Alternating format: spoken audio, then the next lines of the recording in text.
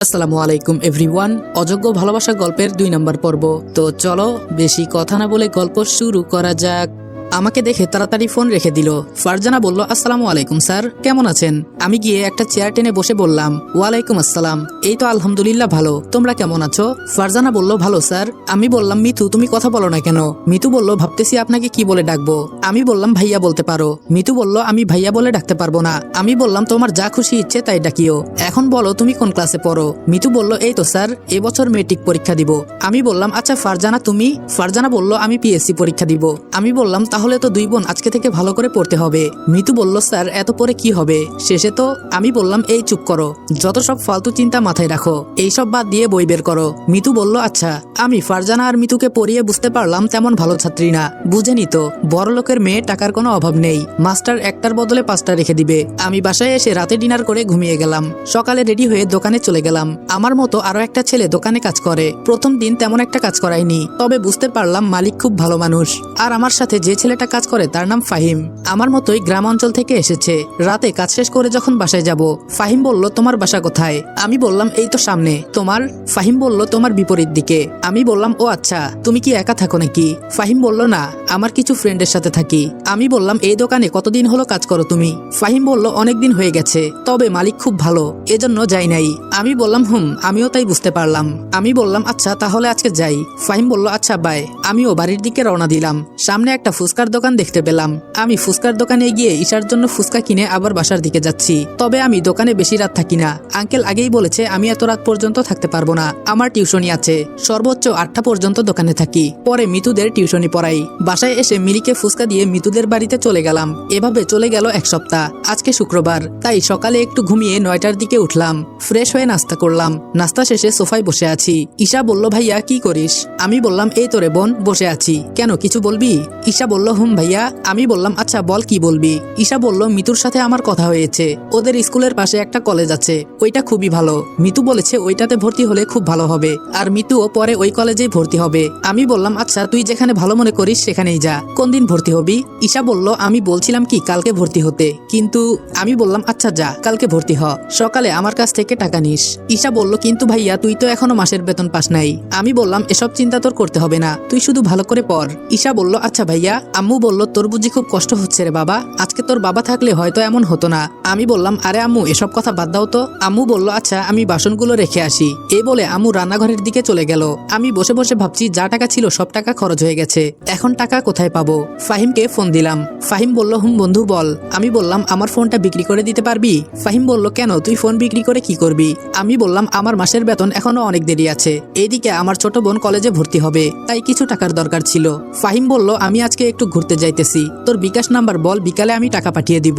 আমি বললাম, না রে, লাগবে না, আমি টাকা জোগাড় করে ফেলবো। ফাহিম বলল, যা বলছি তাই কর। আমি বললাম, অনেক অনেক ধন্যবাদ বন্ধু, বেতন পেয়ে আগে তোর টাকা দিয়ে দিব। ফাহিম বলল, আচ্ছা তা দিস, এখন নাম্বারটা দিয়ে দে মেসেঞ্জারে। আমি বললাম, দিতেছি।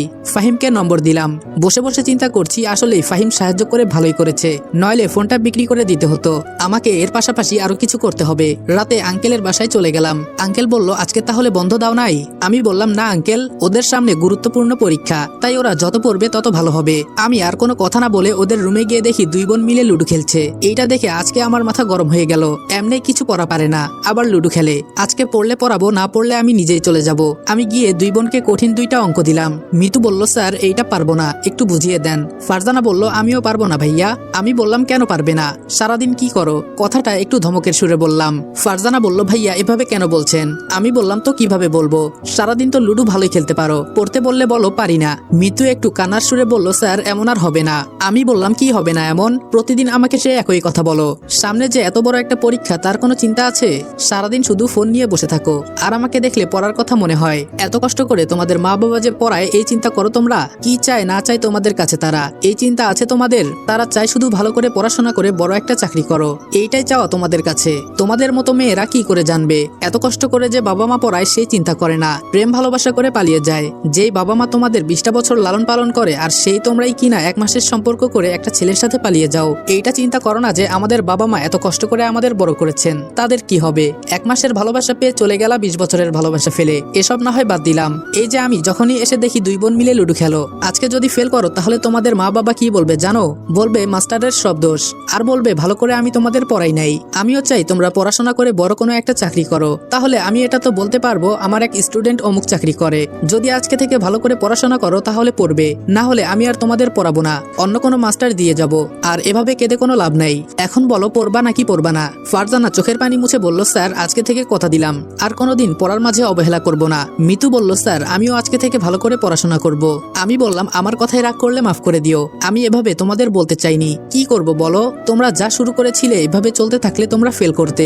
মিতু বলল, সরি স্যার, আর এমন হবে না। আমি পকেট থেকে 2টি চকলেট বের করে 2 বোনকে দিলাম, আসলে এগুলো ঈশার জন্য কিনেছিলাম। ফারজানা বলল, এসবের কি দরকার ভাইয়া? আমি বললাম, আমার তরফ থেকে খাও, এত টাকা আমার কাছে নেই যে তোমাদের অন্য কিছু কিনে খাওয়াবো।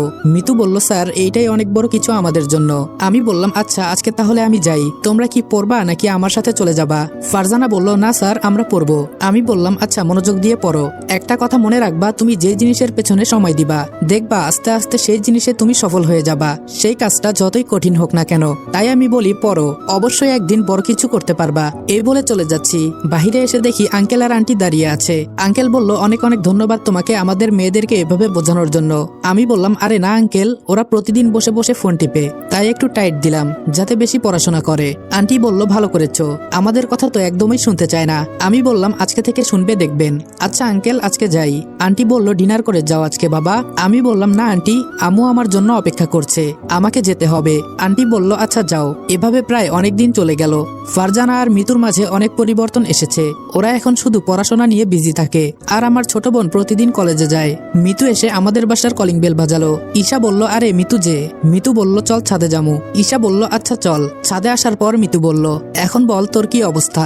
ঈশা বলল, আমার তো খুব ভালো। তোর? আর আজকাল পড়াশোনায় খুব মনোযোগ দিচ্ছিস? মিতু বলল, স্যার বলেছে পরে আমাদের অনেক বড় কিছু করতে হবে। ঈশা বলল, ভালো, কিন্তু স্যারের প্রতি এত ভক্তি কেন? মিতু বলল, তোরে বলা যায়, যদিও তোর ভাই। ঈশা বলল, তোর কথা কিছু বুঝলাম না, প্রথম থেকে বল। মিতু বলল, আসলে আমি না তোর ভাইয়ের প্রেমে পড়েছি, এত কিউট তোর ভাই, প্রথম দেখায় আমার খুব পছন্দ হয়ে গেছে। আর ওই দিন যেই কথাগুলো বললো আমি তো শুনে আরো বেশি ক্রাশ খেয়ে গেছি, এখন তোর ভাইকে আমি নিজের স্বামী মনে করি। ঈশা বলল, তুই এসব কি বলিস? আমার ভাইয়ের প্রেমে পড়ছ? মিতু বলল, হুম। আর তুই আমাকে ভাবি বলবি? ভাবি। ঈশা বলল, দেখ মিতু, আমার ভাই এসব একদম পছন্দ করে না, যদি জানতে পারে তোরে কিন্তু আর পড়াবে না। মিতু বলল, আমি জানাতে যাব কেন? তোর ভাইয়ের মন জয় করতে চেষ্টা করব, আর তুই একটু আমার বিষয়ে দেখিস। ঈশা বলল, আমি পারবো না, ভাইয়াকে এমনি আমি অনেক ভয় পাই। মিতু বলল, আমি না তোর ভাবি? ঈশা বলল, দেখ মাথা খারাপ করবি না, ভাইয়া এমনি অনেক টেনশনে থাকে। মিতু বলল, তুই না আমার বেস্টু, আমাকে সাহায্য করবি না? ঈশা বলল, আচ্ছা আমি দেখবনি। মিতু বলল, আচ্ছা শোন, আগামীকাল আমাদের স্কুলে মন্ত্রী আসবে, তুই কিন্তু আমাদের সাথে যাবি। ঈশা বলল, কে কে যাবে?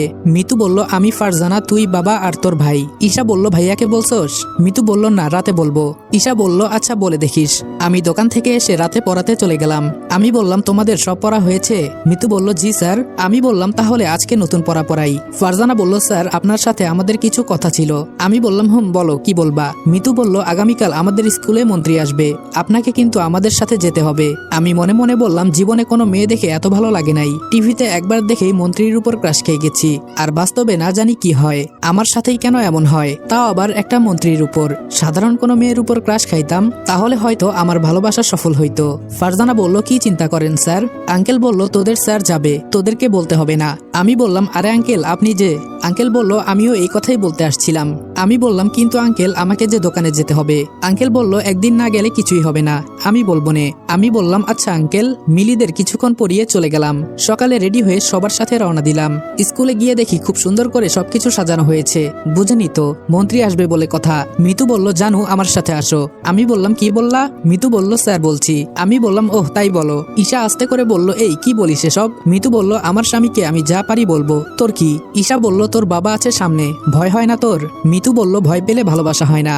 ঈশা বলল, বোন তুই চুপ কর। আমি বললাম, কি ফুসফুস করিস তোরা? ঈশা বলল, কিছু না ভাইয়া, আমাদের সবার সামনে নিয়ে আঙ্কেল বসালো, আসলে আঙ্কেল এই স্কুলেরই শিক্ষক। আঙ্কেল বলল, আমি গিয়ে ওই পাশে বসি স্যারদের সাথে, তোমরা এখানে থাকো। আমি বললাম, আচ্ছা আঙ্কেল যান। আমার দুই পাশে মিতু আর ফারজানা বসে আছে। আছে, আর মিতুর সাথে ঈশা। আমি বললাম, কি মিতু, তোমাদের মন্ত্রীর তো এখনো কোনো খবর নাই। আচ্ছা, ওনার নাম কি? মিতু বলল, ওনার নাম তিশা। ওই তো উনি এসে গেছে। অনেকগুলো গাড়ি এসেছে। বুঝতে পারলাম সবগুলো মন্ত্রীর বডিগার্ড হিসেবে এসেছে। সবাই ফুল দিয়ে বরণ করছে, যার কারণে মন্ত্রীর চেহারা দেখা যাচ্ছে না। মন্ত্রী যখন মঞ্চে উঠলো দেখে তো আমি অবাক। নতুন করে ক্রাশ খাইলাম। এত সুন্দর মানুষ কিভাবে হয়? আমার চোখগুলো মনে হচ্ছে জ্বলে যাচ্ছে। বুঝলাম না এটা কেন হচ্ছে। আমি তাও মন্ত্রীর দিকে এক দৃষ্টিতে তাকিয়ে আছি। হঠাৎ মনে পড়লো আমার পাশে তো আমার বোন আর ছাত্র আছে, তাই তাড়াতাড়ি মাথাটা নিচে দিলাম। আমার শুধু এখন তিশাকে দেখতে ইচ্ছা করছে। দেখেছেন, মন্ত্রীর নাম ধরেও বলে ফেলেছি। কি করব বলেন? এত সুন্দর দেখতে, কখন যে কি বলছি বলতেই পারি না। কি করা যায়? মন্ত্রীর দিকে যদি এভাবে তাকিয়ে থাকি তাহলে শুধু দেখতেই থাকবো। পরে আমার কোনো হুঁশ থাকবে না। পরে বোন আর মিতুরা বলবে ক্রাশ খেয়েছি। এই তো মনে পড়েছে, লাইভ দেখবো এখান থেকে, তাহলেই তো হয়। ফোনটা অন করে লাইভ দেখতে লাগলাম। আপনারা অবাক হচ্ছেন তাই তো? মন্ত্রীকে সামনে রেখে লাইভ দেখছি কেন? আসলে তিশা অনেক সুন্দর, আর বাস্তবে যদি তাকিয়ে থাকি তাহলে সহ্য করতে পারবো না। ইস, ফোনেই কি সুন্দর লাগছে। মনে হচ্ছে যেন এই পরি শুধু আমার জন্যই তৈরি হয়েছে। সবাই ভাষণ দিচ্ছে, কিন্তু কে কি বলছে সেই দিকে আমার খেয়াল নেই। আমি শুধু তিশার দিকে তাকিয়ে আছি। ইস, কোনোভাবে যদি একটা সুযোগ পাইতাম তাহলে ওকে বিয়ে করে ফেলতাম। কিন্তু তিনি তো আবার মন্ত্রী, তার কাছেই যেতে পারবো না কোনোদিন। আর বিয়ে তো বিলাসিতা। মিতু বলল, স্যার আপনি সামনে দেখুন। আর আপনি এখানে বসে থেকে এখানের এই অনুষ্ঠানের লাইভ দেখছেন কেন বুঝতে পারছি না। ফারজানা বলল, আমার মনে হয় স্যারের মাথায় সমস্যা হয়েছে। আমি বললাম, এই তোমরা চুপ করে অনুষ্ঠান দেখো, বেশি কথা বলিও না। ঈশা বলল, ভাইয়া সামনে বসে ফোনের দিকে তাকিয়ে আসত, সবাই কি বলবে?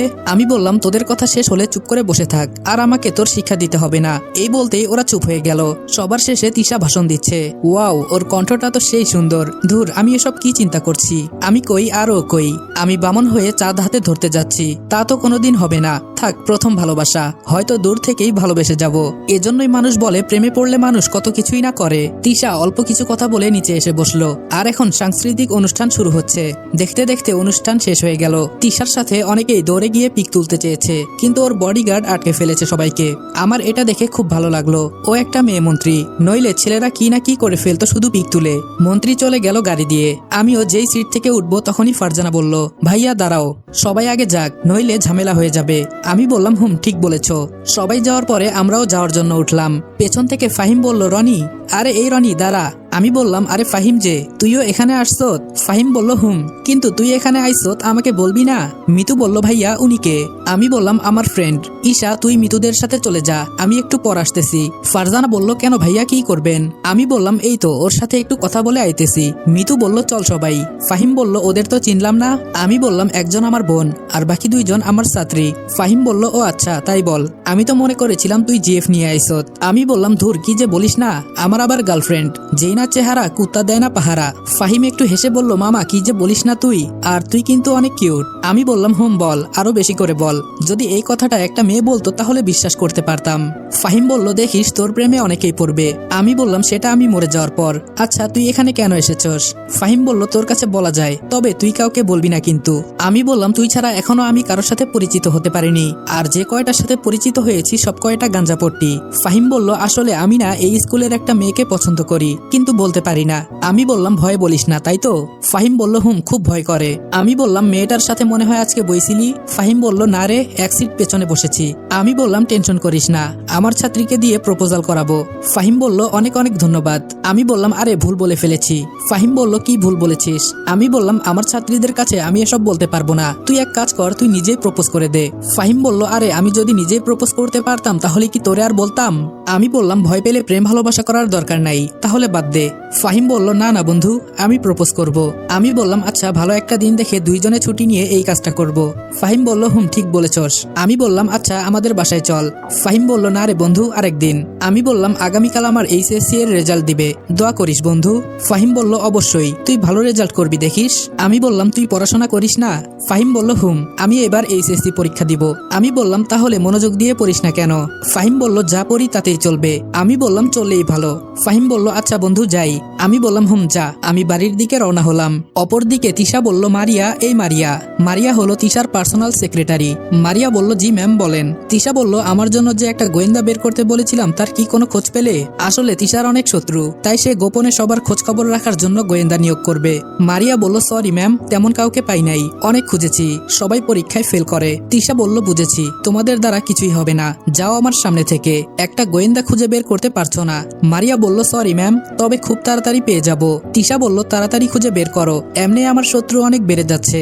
মারিয়া বের হতেই তিশা বসে বসে চিন্তা করছে কি করা যায়। জরুরি আমার একটা গোয়েন্দা লাগবে। আজকে যে অনুষ্ঠানে গিয়েছিলাম ওইখানে একটা ছেলে ছিল যে সবসময় ফোন টিপতেছিল, কিন্তু আমার দিকে ভুলেও একটুও তাকায় নাই। এই বিষয়টা আমার হালকা নজরে পড়েছে, যে আমাকে দেখার জন্য মানুষ লাইন ধরে দাঁড়িয়ে থাকে, কিন্তু ওই ছেলেটা আমার দিকে তাকায় নাই। এটা কোন কারণে বুঝতে পারতেছি না। এক কাজ করলে কেমন হয়, ওকেই না হয় গোয়েন্দা দিয়ে দেখি। ছেলেটাকে কেমন জানি রহস্যময় লাগছে। তিশা তাড়াতাড়ি করে মারিয়াকে ডাক দেয়। মারিয়া দৌড়ে এসে বলে জি ম্যাম, কি হয়েছে? তিশা বলল আমরা আজকে যে অনুষ্ঠানে গিয়েছিলাম সেখানে আমাদের সামনে একটা ছেলে বসেছিল। মারিয়া বলল অনেক ছেলে বসেছিল ম্যাম, আপনি কার কথা বলছেন? তিশা বলল ওই যে একটা ছেলে বসে বসে ফোন টিপতেছিল না। মারিয়া বলল জি ম্যাম, এই কথাটা আপনাকে আমি বলতে চেয়েছিলাম। ওর এত বড় সাহস কিভাবে হয় যে আপনার সামনে বসে আপনার দিকে ছেলেটা একবারও তাকায় নাই, শুধু ফোন টিপে গেছে। আমি এই বিষয়টা খেয়াল করেছি, আপনাকে আমি বলতে চেয়েছিলাম, কিন্তু আমি মনে করেছি এই ছোট বিষয়ে আপনি নাক গলাবেন না, তাই বলি নাই। কিন্তু হঠাৎ তিশা বলল ওই ছেলেকে খুঁজে বের করো। মারিয়া বলল কেন ম্যাম? তিশা বলল এত কথা বলতে বলেছি, তোমাকে যা করতে বলেছি তাই করো। মারিয়া বলল জি ম্যাম, কালকের ভেতরেই খুঁজে বের করব। তিশা বলল যত তাড়াতাড়ি সম্ভব। মারিয়া বলল জি ম্যাম। আম্মুর ডাকে ঘুম থেকে উঠলাম। আম্মু বলল কিরে রনি, সেই অনুষ্ঠান থেকে এসেই কোনো খাবার খেলি না? আমি বললাম আম্মু খিদে নাই। আম্মু বলল টেবিলে ভাত দেওয়া আছে, আয় বলছি। আমি বললাম আচ্ছা আম্মু যাও, আমি আসছি। ফ্রেশ হয়ে খাবার খেলাম। যাই এখন একটু ছাদ থেকে ঘুরে আসি। আস্তে আস্তে সিঁড়ি বেয়ে ছাদে উঠলাম। ওয়াও, ছাদের পরিবেশটা তো আসলে অনেক সুন্দর। এক সাইড দিয়ে ফুলের বাগান, আর হাওয়াটা তো দারুণ লাগছে। প্রতিদিন এখানে আসতে হবে, মাগার সময়ই তো নাই। মিতু বলল কি করেন স্যার? আমি বললাম ওহ মিতু। মিতু আমার পাশে দাঁড়িয়ে বলল জি স্যার। আমি বললাম এই যেখানে সেখানে স্যার বলবা না। মিতু বলল তাহলে রনি বলে ডাকি। আমি বললাম দেখো আমি তোমার থেকে বড়, আর আমাকে ভাইয়া বলে ডাকতে পারো। মিতু বলল আমি ভাইটাই বলতে পারবো না। আমি বললাম তাহলে কি বলবা? মিতু আস্তে করে বলল জামাই বলি। আমি বললাম এই কি বললা, একটু জোরে বলো। মিতু বলল রনি যা বলবো। আমি বললাম ও এটা আবার কি নাম? মিতু বলল রনি যা মানে রনি ভাইয়া। আমি বললাম ও আচ্ছা তাই বলো। মিতু বলল আপনি যে এত বোকা আজকে জানতে পারলাম। আমি বললাম তা তোমার পরীক্ষার প্রস্তুতি কেমন? মিতু বলল ধুর স্যার এসব বাদ দেন, আপনাকে একটা কথা বলতে পারি যদি অনুমতি দেন। আমি বললাম হুম বলো কি বলবা। মিতু বলল মাইন্ড করতে পারবেন না কিন্তু। আমি বললাম আচ্ছা বলো, আমি কোনো মাইন্ড করব না। মিতু বলল আপনার কি কোনো জিএফ আছে?